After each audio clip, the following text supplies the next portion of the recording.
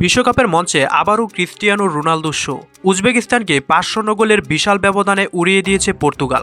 জোড়া গোল করেছেন রোনালদো, গড়েছেন নতুন ইতিহাস। আর তার বিখ্যাত সিইউ উদযাপনে গর্জে উঠেছে পুরো স্টেডিয়াম।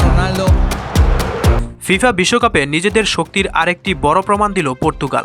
উজবেকিস্তানের বিপক্ষে শুরু থেকেই আক্রমণাত্মক ফুটবল খেলতে থাকে ইউরোপের এই জায়ান্ট দলটি। ম্যাচের শুরু থেকেই প্রতিপক্ষের রক্ষণে চাপ সৃষ্টি করতে থাকেন ক্রিস্টিয়ানো রোনালদো ও তার সতীর্থরা। আর সেই চাপের ফল আসে খুব দ্রুতই। ম্যাচের মাত্র ৬ মিনিটের মাথায় গোল করে পর্তুগালকে এগিয়ে দেন অধিনায়ক ক্রিস্টিয়ানো রোনালদো। গোলের পর নিজের বিখ্যাত সিইউ উদযাপন করেন তিনি। আর সঙ্গে সঙ্গে স্টেডিয়ামের হাজার হাজার দর্শকও একসঙ্গে সেই উদযাপনে যোগ দেন। মুহূর্তেই পুরো স্টেডিয়াম পরিণত হয় এক উৎসবের মঞ্চে।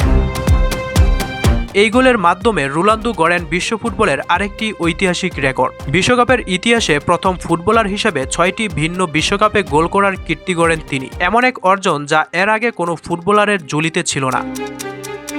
এরপরও থামেননি রোনালদো। ম্যাচের ৩৮ মিনিটে আরও একটি গোল করে নিজের জোড়া গোল পূর্ণ করেন তিনি। তার দুর্দান্ত পারফরম্যান্সে পুরো ম্যাচ জুড়ে দিশেহারা ছিল উজবেকিস্তানের ডিফেন্স। শুধু রোনালদোই নন, গোলের দেখা পেয়েছেন নুনো মেন্দিসও। এছাড়া উজবেকিস্তানের একটি আত্মঘাতী গোল এবং শেষ দিকে রাফায়েলের গোল মিলিয়ে ৫-০ গোলের বড় জয় নিশ্চিত করে পর্তুগাল।